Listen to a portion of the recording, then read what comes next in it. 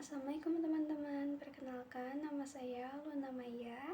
Di sini saya akan menjelaskan tentang sequence diagram, page cake diagram, dan deployment diagram. Sequence diagram adalah pemodelan dinamis dari interaksi antara objek-objek yang ada di dalam sistem.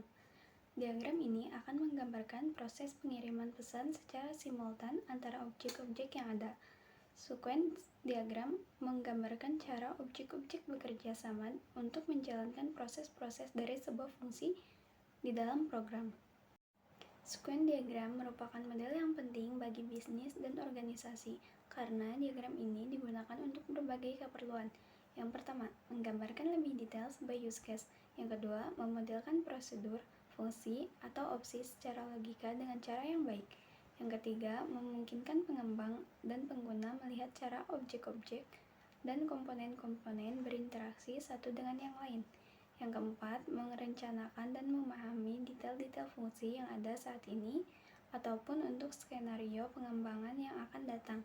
Dan yang kelima, menggambarkan kemungkinan skenario pengguna dari sebuah sistem. Sequence diagram dapat digunakan untuk memastikan bahwa setiap logika skenario pengguna telah ditelusuri. Secara lengkap, simbol yang digunakan untuk sequence diagram adalah yang pertama, divalin digunakan untuk menggambarkan objek-objek yang terlibat dalam interaksi yang digambarkan.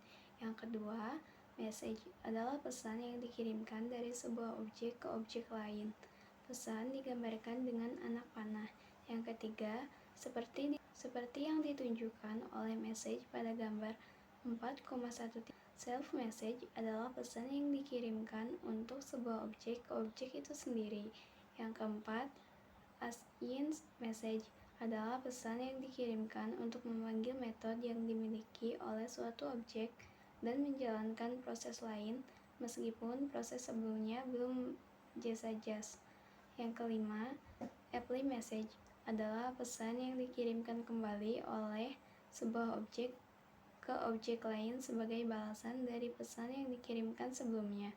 Yang keenam, create message adalah pesan yang dikirimkan untuk membuat sebuah objek baru. Yang ketujuh, as-in signal message adalah pesan yang dikirimkan untuk melakukan sinkronisasi dari sebuah drives pengirim dan penerima. Yang kedelapan, delete message adalah pesan yang digunakan untuk menghapus sebuah objek. Objek yang dihapus oleh pesan jenis ini akan diberi tanda X. Langkah-langkah untuk membuat sequence diagram. Pada model Explorer, tambahkan sequence diagram. Pilih sequence diagram yang sudah ditambahkan. Dan toolbox tambahkan 4 buah levelin untuk mewakili 4 aktor atau objek. Beri nama untuk masing-masing levelin berturut-turut: pegawai, anggota, buku, dan transaksi. Tambahkan pengiriman pesan untuk validasi keanggotaan dari pegawai ke anggota. Tambahkan pengiriman pesan untuk pengecekan jumlah buku yang sudah dipinjam dari pegawai ke anggota. Tambahkan pesan-pesan yang lain sehingga semua pesan sudah ditambahkan dan gambar sudah sesuai. Simpan pekerjaan yang sudah dibuat. Page cake diagram digunakan untuk menunjukkan struktur dan ketergantungan antara subsistem atau modul-modul yang ada di dalam sistem dengan berbagai level sudut pandang yang berbeda. Struktur dengan level pandangan berbeda tersebut sering dibutuhkan pada sistem yang berupa aplikasi multiplayer. Untuk menggambarkan sebuah page cake diagram dapat dilakukan menggunakan simbol dan memperhatikan beberapa hal berikut. 1. Page cake digambarkan dengan sebuah persegi panjang yang mempunyai tab kecil di bagian atasnya. Simbol page cake yang digunakan sama dengan diagram yang lain. Yang kedua, nama page cake ditempatkan di tab atau di bagian dalam dari persegi panjang. Yang ketiga, ketergantungan dependencies digambarkan dengan menggunakan anak panah dengan garis putus-putus. Yang kelima, sebuah page cake bergantung pada page cake lain. Jika perubahan pada sebuah pancake yang lain mungkin saja memaksa perubahan pada pancake yang pertama. Langkah-langkah untuk membuat pancake pada gambar 4.8. Yang pertama, pada proyek yang sedang dibuka di jendela StarUML, klik kanan di model Explorer pada diagram pohon yang ada. Pada menu pop-up yang muncul, klik Add Diagram dan pilih Pancake Diagram. Sebuah pancake diagram akan ditambahkan ke diagram pohon. Yang kedua, pilih diagram tersebut. Yang ketiga, dari toolbox, tambahkan pancake sejumlah yang diperlukan dan beri nama masing-masing pancake. Yang keempat, buatlah hubungan antara pancake sesuai dengan yang ditunjukkan oleh gambar 4.8. Yang kelima, simpan pekerjaan yang sudah dilakukan.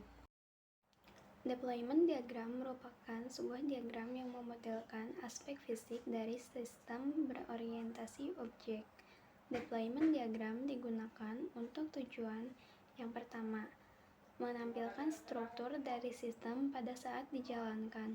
Yang kedua, menampilkan perangkat keras yang digunakan agar sistem dapat diimplementasikan dan link antara berbagai item dari perangkat keras tersebut.